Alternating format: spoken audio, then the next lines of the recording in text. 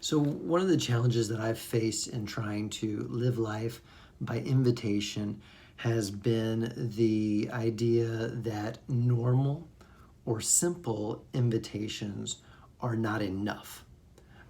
If God invites me to something that I view as big and grand and, dare I say it, worthy of whatever I imagine myself doing, then I get excited, of course. And I say, oh, yes, God, that wow, thank you for that great, big, grand invitation. And maybe even I tell others, guess what God invited me to? Living life by invitation is exciting. But what I've found is that every day, really even every moment of every day, God is inviting us to engage with someone or in something or take longer than just 2 seconds, say a 1 minute prayer over something. When somebody says, hey, I could really use some prayer, do we go, yeah, okay, I'll pray for you? Or yeah, let me say, God, I really hope you'll help this person. Or do we say, man, this is a divine invitation in this moment. I was not expecting. To the average person, it does not, to the way I used to think, it does not seem big and grand. But that is, in fact, not the case at all. I have no idea what God actually wants to do if I will pause, if I will push stop on my life, right? Set my plans aside and go, you've invited me into the most important and powerful piece of your life. You've asked me to pray for you. I mean, even if this is somebody just posting on Facebook, will you pray for my daughter? Will you pray for me? This medical thing is happening, whatever it might be.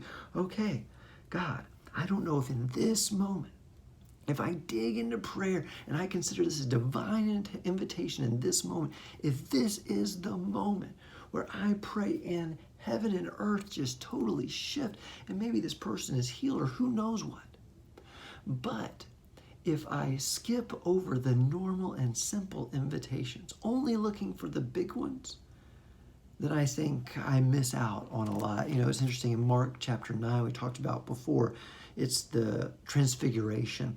And Jesus has asked just 3 special disciples, Peter, James, and John, to go with him. Everybody else is left behind.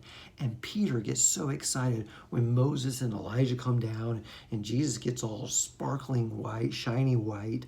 The voice from heaven says, listen to me. And Peter says, hey, let's build some memorials. Let's build some houses. Let's do something to commemorate. This is big.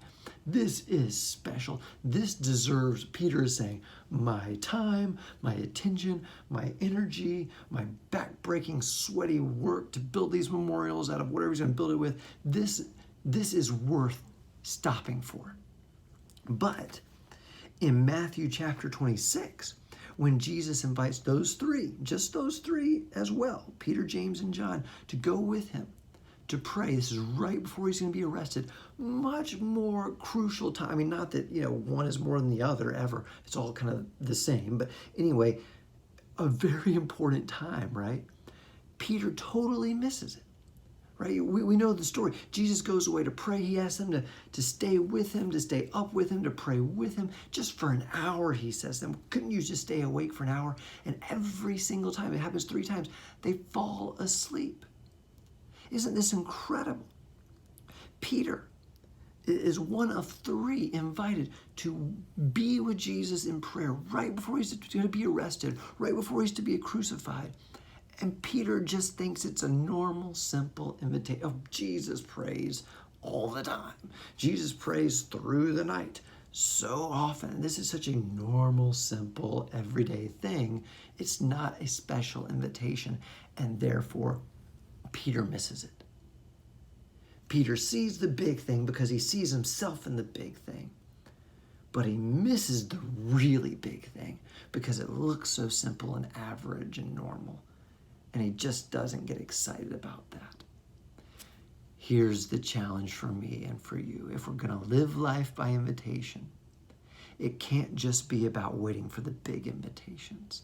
It's got to be about looking for what seem to be little, normal, average invitations every little moment of every day, diving fully into those, pouring ourselves out fully into each person, into each moment, into each request, and believing and knowing that God knows what he's doing.